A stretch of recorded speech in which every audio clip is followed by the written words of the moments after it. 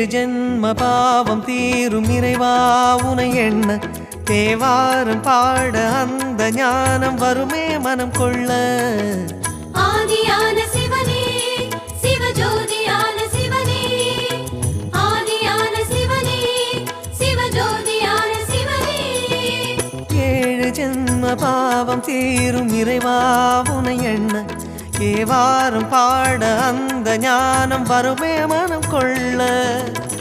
தாழும் நிலை வாராமல் காப்பவன் நீதானே, வாழும் வழி சொல்பவனே வள்ளல் பெருமானே, அண்ணாமலையானே அன்பின் பொருள் நீயே, அருணாச்சல சிவனே ஆற்றல் வடிவோனே, சக்தியின் கலையாய் பக்தியின் நிலையாய் தோன்றும் சுடரோனே, உண்ணாமுலையின்